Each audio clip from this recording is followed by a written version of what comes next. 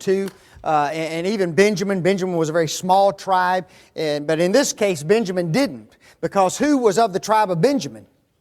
Saul. And Benjamin and that whole tribe and the other tribes, they sided with Abner, didn't they? And Ishbosheth became king. Here's what's interesting to me. We have absolutely nothing revealed in Scripture how David felt about that divided kingdom. Okay? He takes the throne, 7.5 years, the kingdom is divided, and not one word is said about how David felt about this kingdom being divided whatsoever. Okay, but eventually the kingdom came together. It flourished under David's reign. Enemies were beaten. The Ark of the Covenant enters into the city of Jerusalem. Jerusalem becomes the capital city. It's just a wonderful time in Israel. And then David sins. Who does he sin with? Bathsheba, yes. And he commits fornication, adultery with her. And what was the consequence of that? A child. I've been trying to convince my children that there's reasons why they're having so many babies. And I told them it's not the water. Okay? But they hadn't figured it out yet. Okay? Especially my oldest daughter. I'm going to... there are consequences to behaviors, aren't there? And a little child was conceived, and David gets word of that. And what does he immediately do? He does what? Plots a murder. Well, I don't know if he plots a murder just initially. He tries something else first, doesn't he? Yeah, he sends for Uriah and tries to get Uriah to go into his house, sleep with his wife, and then they can say that it's Uriah's baby, right? There's only one problem. Yes. Now, see, that's what I tell my kids. If you don't go home, you won't have babies. Okay? But he wouldn't go into his house, would he? He wouldn't go into his house. And so David brings him back the next night, and what does he do to him? Gets him drunk. Why get him drunk?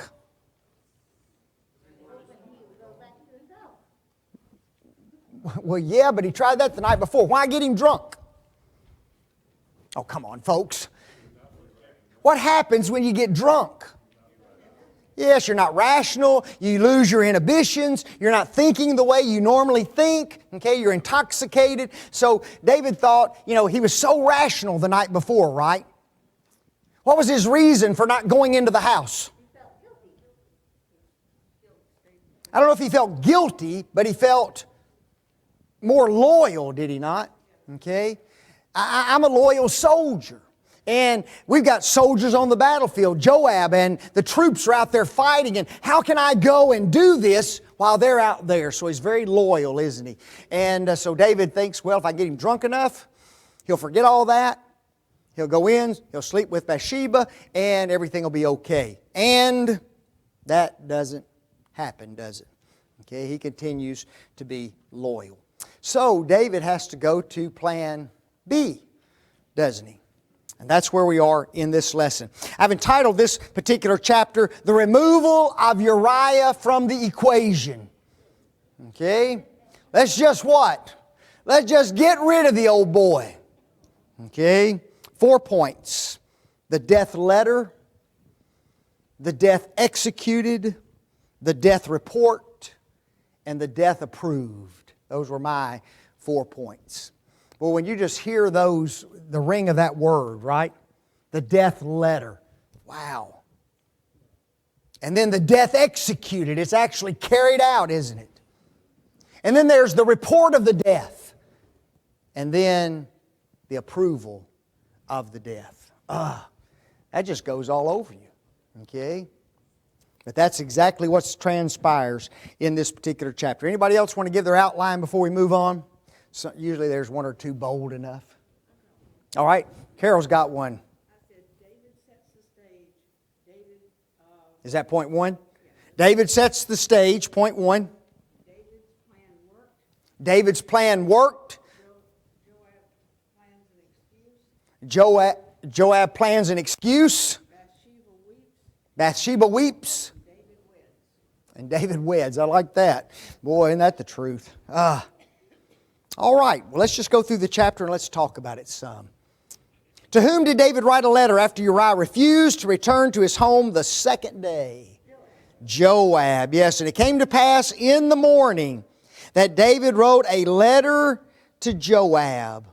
One referred to the letter as the letter of condemnation. Man, the letter of condemnation. Anybody ever written a letter like that? You ever written a letter to have somebody killed? I've never written a letter like that. Okay, I've written several letters. Some of them hadn't always been good, but never to kill anybody.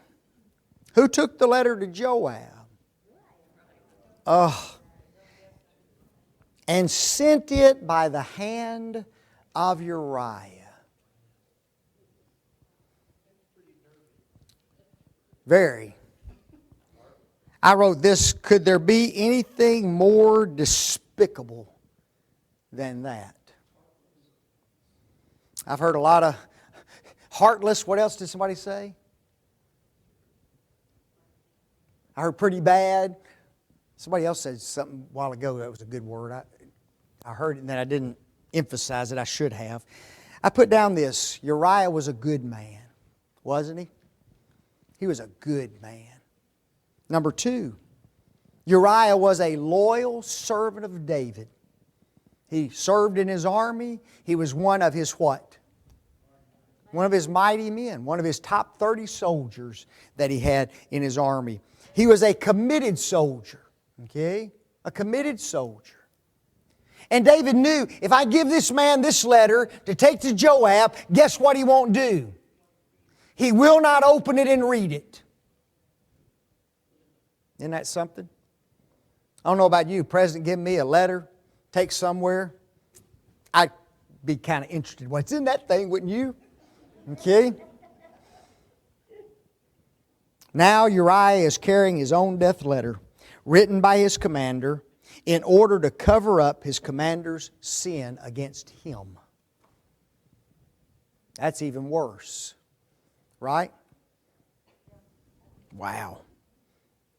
What was the content of David's letter to Joab? Yes, put Uriah in the front lines in the heat of battle and what? Withdraw from him and make certain what happens? He dies. And he wrote a letter saying, set ye Uriah in the forefront of the hottest battle, and retire ye from him, that he may be smitten and die. I find it interesting that in the letter, there is not one word given to Joab as to why he wanted Uriah killed. Is there? Doesn't say why. All he does is gives his commander an order and says, carry this order out. Not one reason why I want it done.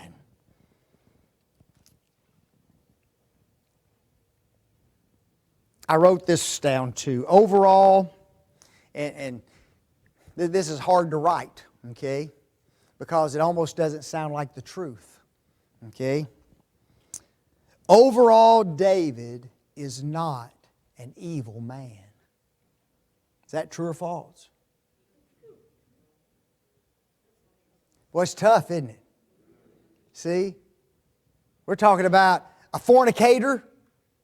We're talking about a man who wants to cover up his sin. We're talking about a man who wants to murder another man. And overall, he's not a what? He's not an evil man. Well, even after this, before we got right here, okay, and I'm talking about this morning, right now, talking about this, if somebody would have just said, oh, David was just an evil old man, would you have agreed with that? I wouldn't really agree with that. He was an exemplary king. He became the standard of kings in the nation of Israel. Overall, he's not an evil man. Folks, I did write this though, but he is a desperate man, isn't he? Folks, he's desperate. Emily? Oh yes, we'll crank it up next week, won't we? When he faced what seemed to be a desperate circumstance, he resorted to desperate measures to cover his sin. He too was a man that was filled with guilt, shame, and embarrassment. He is seeking any means necessary to rid himself of those horrible things. Then I wrote this. This is a lesson. Many of us in here would say, I would never do that. Wouldn't we? That's what we'd say. Well, I'd never do that. Pfft. What's that old saying? Never say never. Okay.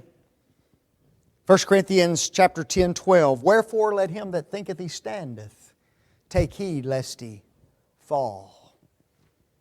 Kyle and DeLitch make an interesting point. O God, how great is our strength when we lay firm hold of Thee, and how weak we become as soon as we turn away from Thee. The greatest saints would be ready for the worst of deeds, if Thou shouldest but leave them for a single moment without Thy protection. Whoever reflects upon this will give up all thought of self-security and spiritual pride. Folks, there's only one way to protect ourselves, and that's to stay with who? Stay with God. The minute David turned from God, the minute he refused to keep his mind off of Bathsheba, bad things happened, didn't it? The same way with us, okay? We think we could never do something. And you hear people say that all the time, don't you? Oh, I'd never do that, or I'd never do this, or I'd never do that. And yet, sometimes what we find out is those people have done that and did do that. And, David's just a what? He's just a human being, isn't he, Larry? Most people who say that they would never do that have never been in the same situation that the person they're talking about is in. Absolutely. Absolutely. It's a tough one. And we may not be in that exact same position, but we're in another position that we need to make a decision similar to what David had to do, and yet we do what? We just follow in the footsteps of David, don't we? And yield to the sin. So it's very, very difficult. Where did Joab put Uriah when he did battle against the city? Yes, and it came to pass when Joab observed the city that he assigned Uriah unto a place where he knew the valiant men were. Now, here's something that's interesting. Joab got a letter from Uriah, didn't he? Well, really from who? From David. Can you imagine Joab getting that letter?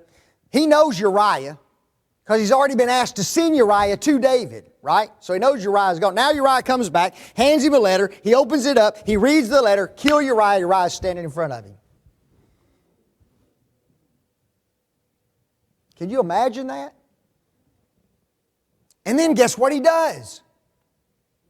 He does exactly what the king tells him to do, doesn't he? See, David knew I could send a letter to Joab, my commander, and my commander's going to do what? My commander's going to do exactly what I ask him to do, doesn't he? Okay? And Joab gets the letter. Guess what? Puts him right in the heat with who? The valiant men. Okay? He didn't do exactly what David had asked him to do. He asked him to put him in the front and then withdraw. He didn't withdraw. He just put him in a place where he knew he would be killed. Yeah, I think the problem was what? Sometimes things don't go as planned. Okay, you plan on doing something. Okay, we'll get to that in a minute. How the battle occurred, and it did cause some problems for Joab, didn't it? And he knew that it was going to cause some problems for him. Okay, but you can't always predict what's going to happen in battle, folks. Okay, that's an impossibility, right? You think you know what's going to happen, but there's no way to predict exactly what's going to transpire. Okay, I looked up the little word valiant men. Okay, the Bible says he assigned Uriah unto a place where he knew the valiant men were. Strong says a force, an army of strength.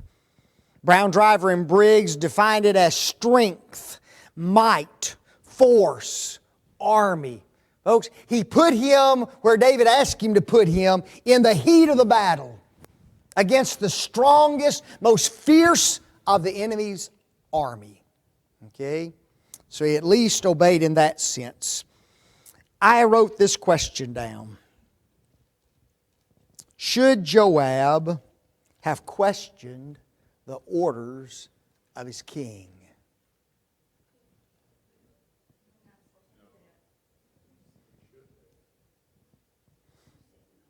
Got one no. Got some saying, yeah, kinda. Some going, well, I don't know.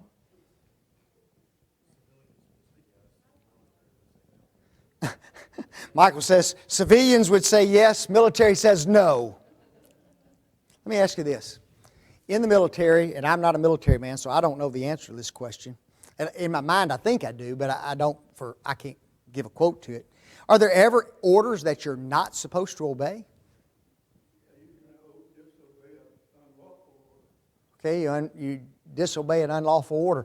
The only thing I have to go on is A Few Good Men. You know, the Tom Cruise movie. You know, that's all. That's my authority. You know, they carried out an order that they were not supposed to carry out. They were not convicted of murder, but they did do enough that they were dishonorably discharged from the service, weren't they? And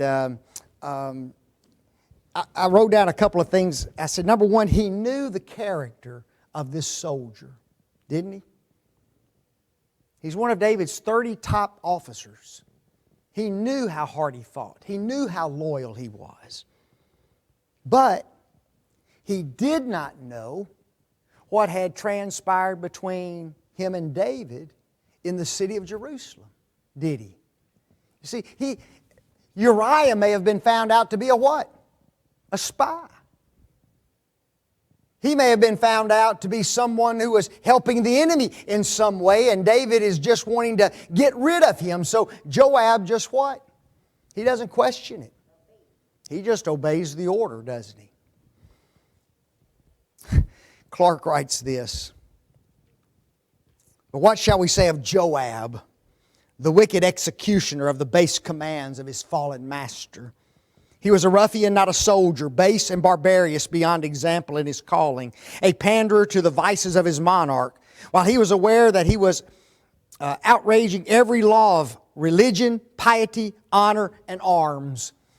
I don't know that he knew all that. Do you? I just don't know how much. I don't think Joab knew hardly anything. Okay? I don't even know if Bathsheba was aware of what David was about to do. You know what? We're not told. Jeannie?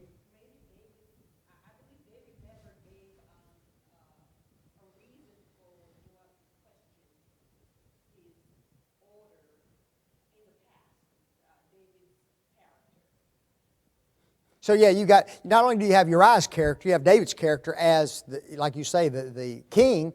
Every command he'd ever given was a good command to be carried out. So yeah, he could have had to put as much faith in David as he did in Uriah. And when you're looking at the two men, who do you put your faith in first? Usually your commander, right? So Joab's just caught between a rock and a hard place, isn't he? I'm glad I wasn't Joab on that particular occasion.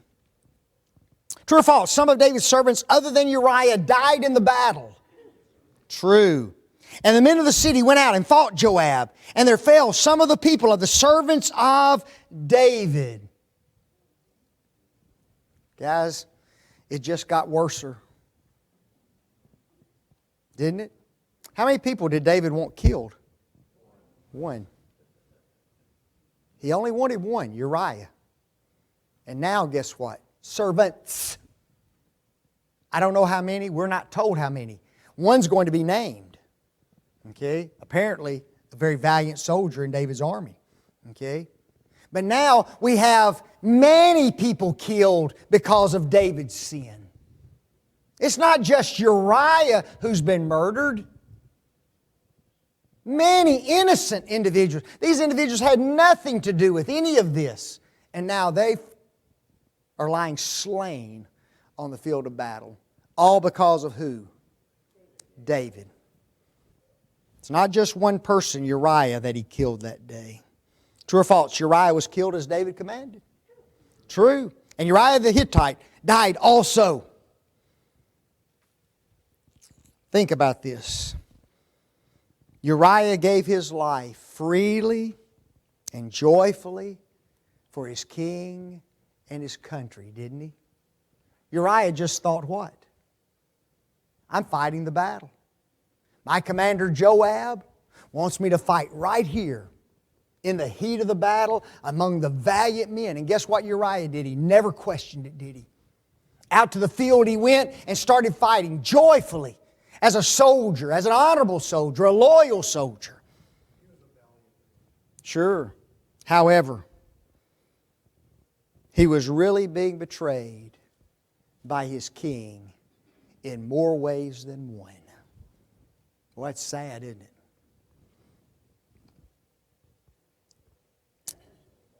Then Joab sent and told David all the things concerning the blank.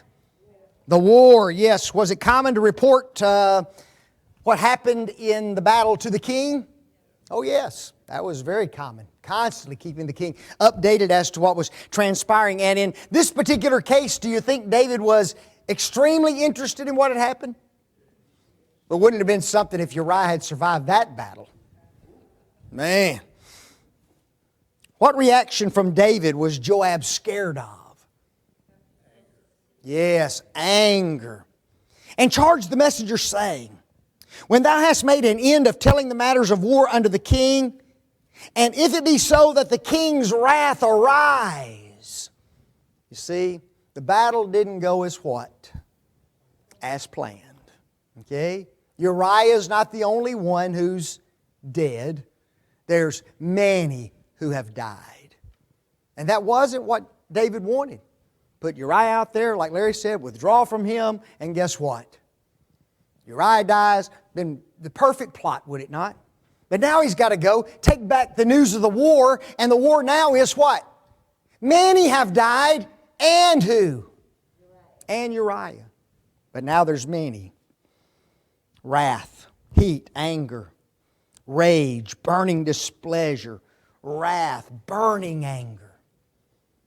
You see, when the king's wishes don't get carried out the way they ought to be carried out, how does the king react? Angry. And who's he going to take that out on? Joab. You're the commander. This is what I told you to do, and look what you've done. Man. What 5 questions did he think David might ask? Number 1, wherefore approached ye so nigh unto the city when ye did fight? Number 1. Knew ye not they would shoot from the wall? Number 3. Who smote Abimelech, the son of Jerubbesheth? Number 4. Did not a woman cast a piece of millstone from the wall that he died in Thebes? And then the 5th question, why went ye what? Nigh the wall. See, there has been a what? There's been a mistake made in battle, hasn't there? Okay? Or there has been a cause for this battle to get out of Joab's control, isn't there? Has that ever happened to any commander ever? Sure. You get in the heat of battle, you don't know what's going to happen. All of a sudden, now what's happened? All of the forces are drawn close to the city wall, the city of Rabbah, and what happens? Other individuals get slain other than just Uriah. Fortunately, Uriah got killed. But sadly, others had gotten killed. So now, Joab's smart, isn't he? He knows that David could get very upset with what's transpired on this particular case. This is not what David desired. So when David gets through with all these questions, getting angry and upset, what's the messenger then supposed to say? Ah, yes. Then say thou, thy servant Uriah the Hittite is dead also. There's the icing. Right, Larry? Do you think he could have also been concerned that it was a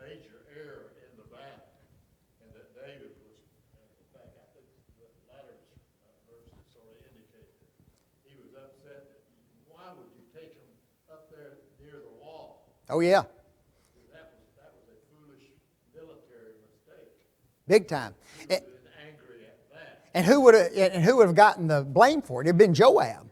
You know, Joab could possibly, reap some severe consequences for having messed up like that in a battle. He knew that. And so, but, you tell him all the bad, right? But, hey Dave, remember that letter you sent me? Got her done. Uriah the Hittite is dead also. Wow. True or false? The messenger refused to take this news to David. False. So the messenger went and came and showed David all that Joab had sent him for. Do you get a picture of the military life here? If you stop and you just think, you get a good picture of military life, folks, right? You've got David as king. He's the commander, right? You got a loyal soldier, like a man named Uriah. You've got a man named Joab, who's commander of the forces, and guess what? He doesn't question his commander. He abides by the orders. A person who's taking a letter, he does it out of total honesty. He doesn't open the letter. He doesn't read it. He takes it right to the commander, doesn't he? A messenger's now told to go and report this message, and guess what he does? He just obeys the commander, doesn't he? I got to take this news to the king. If he gets upset, I'm just going to tell him that Uriah's dead also. Folks, this is true military life, is it not? This is the way military stuff happens.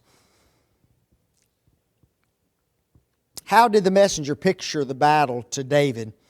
Let me just read it for you. And the messenger said unto David, surely the men prevailed against us. Who are the men?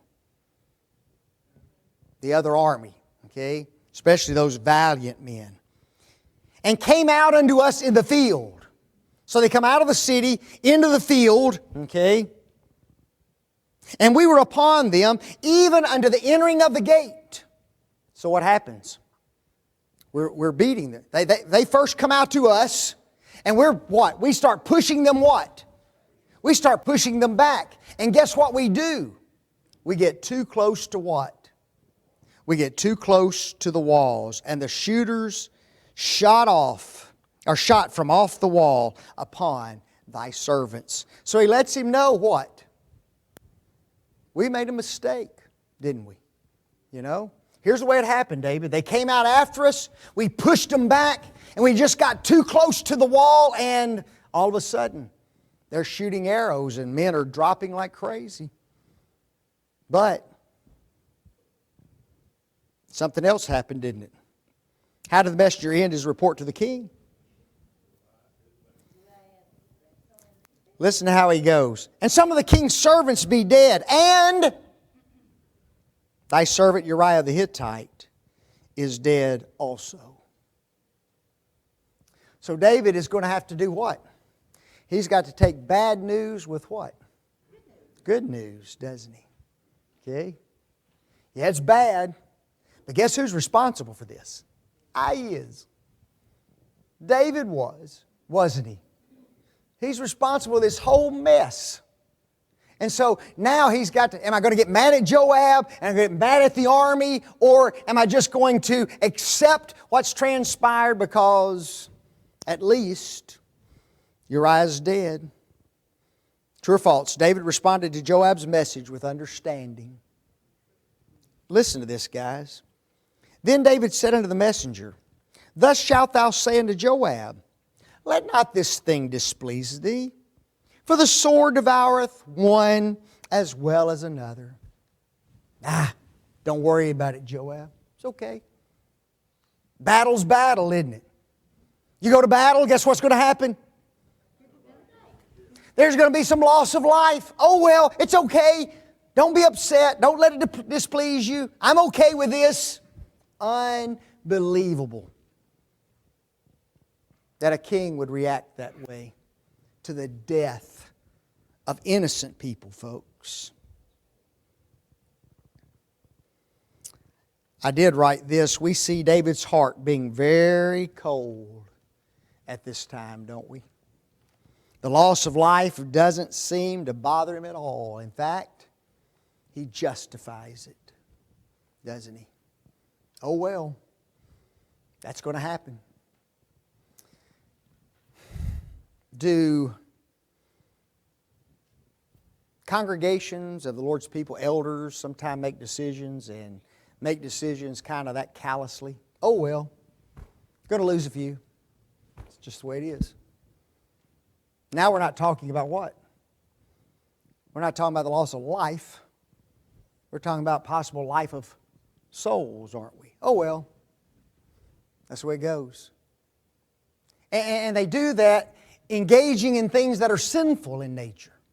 You know, it's one thing to do something scriptural and it makes people upset. It's one thing to make a decision in matters of option, which elders have a right to do and we're supposed to follow. It's another thing to go against God. People oppose that and they say, oh well, you just have to deal with it. Well, that's pretty sad, isn't it?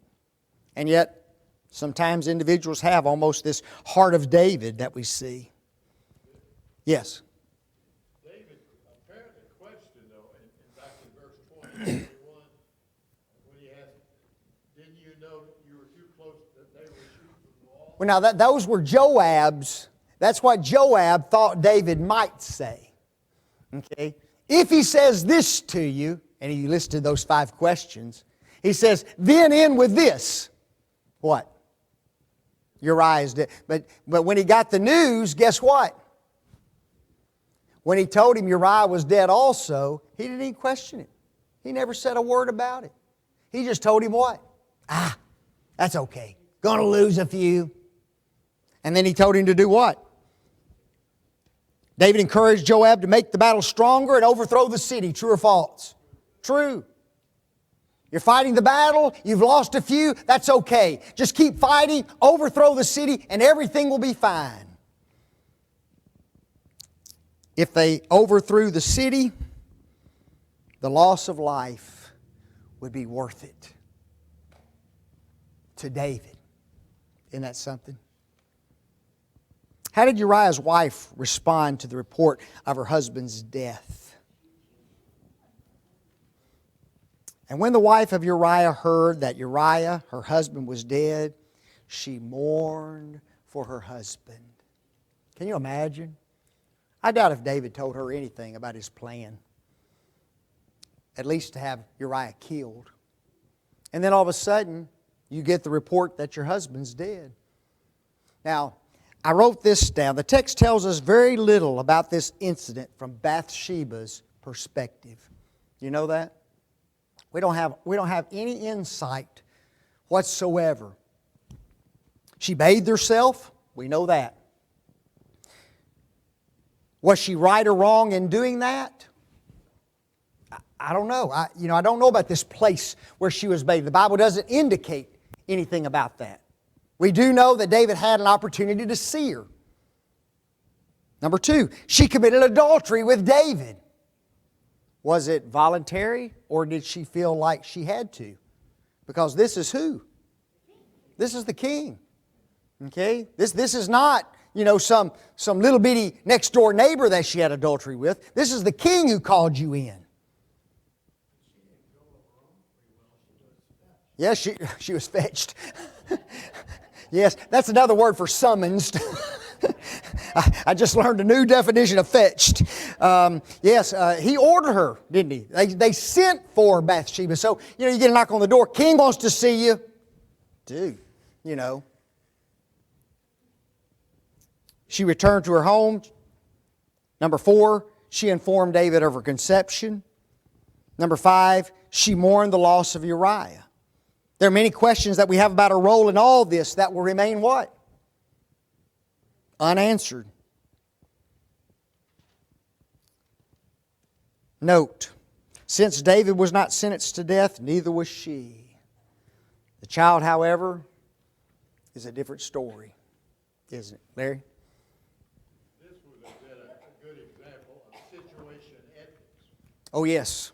She committed adultery, but because of the situation, it really wasn't a bad sin. Or we could say because he was king, rather than resist the king and be punished, she just what? She just yielded, right? Could she have resisted? Oh yes, folks. Anybody can resist sin. She could have, and yet she didn't, did she? Now, why she didn't, who knows? Okay, we don't know. We'll never know that. Oh yes, but Joseph was in a little bit different situation, wasn't he? You know, because he was in a very high position in the house. He was second in command of the house. You know, so he was in a pretty powerful position. Whereas Bathsheba, she's just a woman, right? Just, you know, and I'm serious, she was just a woman. In Israel, that was not a high position. And now you're in the presence of a king. You know, boy, she was in a tough position.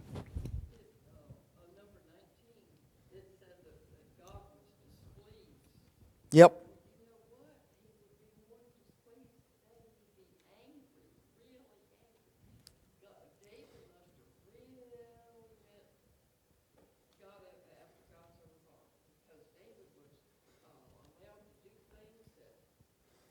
Well, let's look at 18, then we'll come to that one. How about that?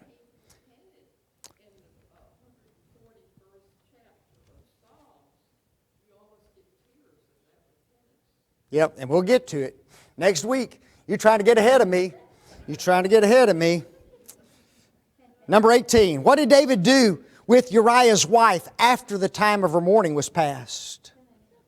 And when the mourning was past, David sent and fetched her. There's your word. There it is. Fetched her to his house, and she became his wife and bare him a son. It was all behind him.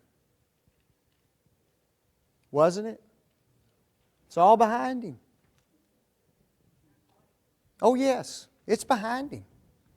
David has no clue what the future holds. It's behind him. What's happened? I've committed adultery. I have a child. I tried to cover it up. I did the best I could do to get Uriah to do the right thing. And he wouldn't do it. So I had Uriah killed. Yes, we lost some men in battle, but that's the way battles go. Uriah's dead. I'm going to marry Bathsheba. A few months from now, we'll have a child, and everybody will be tickled to death that we have this little baby. And we'll rejoice in that baby, and guess what? It's all behind us. Yeah, just forget it, and let's move forward. I mean, folks, this is the way people live their lives all the time. Aren't they? Just sin and sin and sin, cover it all up, and what? Just move forward.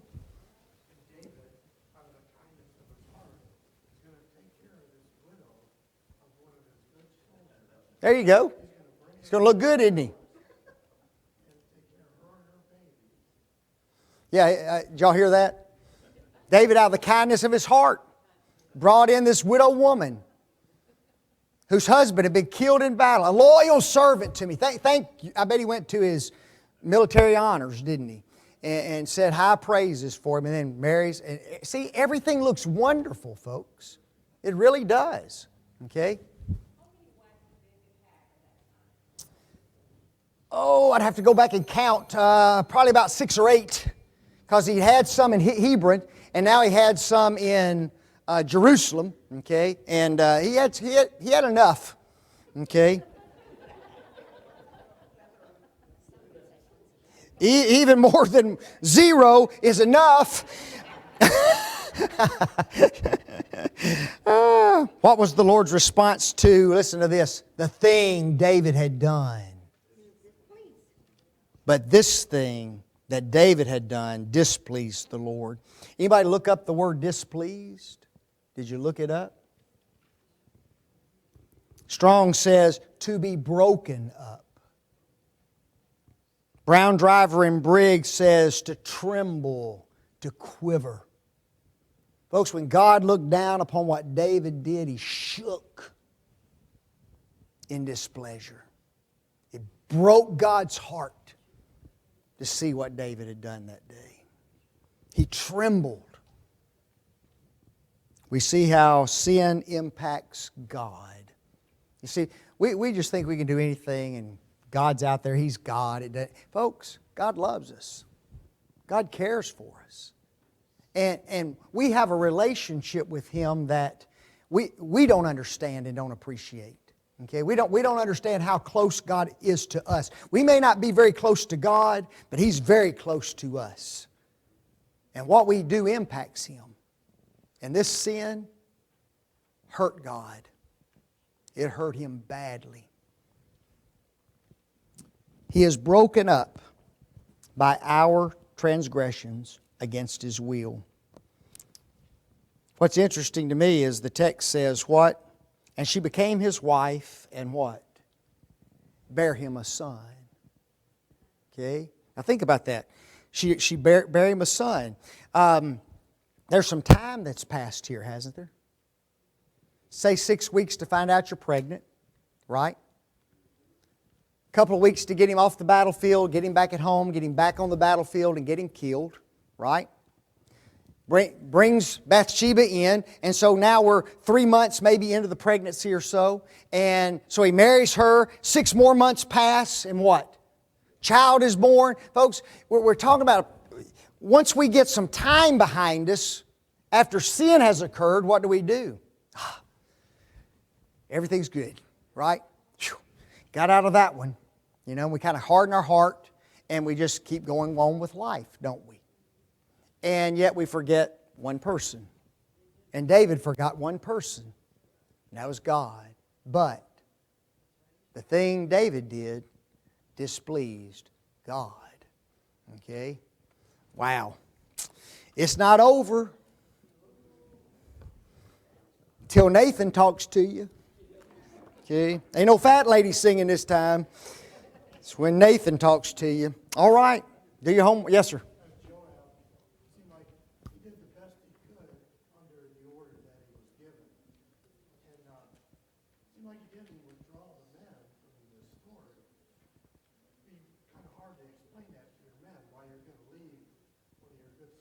Mm-hmm. Just let him die out there. So, you kind of let the battle progress in its natural form and just carry out what David wanted. Sure. But in the most honorable way for him to do it. And I think David understood that, you know, when he got the message. I think, you know, he didn't even question it. It didn't even bother him. You know what? Before we go, guys, let me, yes, sir. David tried to cover up the sin by killing Uriah. And today, a lot of times, people try to cover up the same sin by killing the child in an abortion. Ooh. Boy, that's pretty wicked, isn't it? And it's true, though. That's what transpires. Good stuff. Guys, before you go, we got a couple here today celebrating 63 years together, man. Isn't that amazing? 63. They just party all the time. They party at birthdays. They party. Right back there. The Bennetts. 63 years together today. That's a long time, you know. Kathleen will never put up with me. She will pull a Uriah before 63 years passes.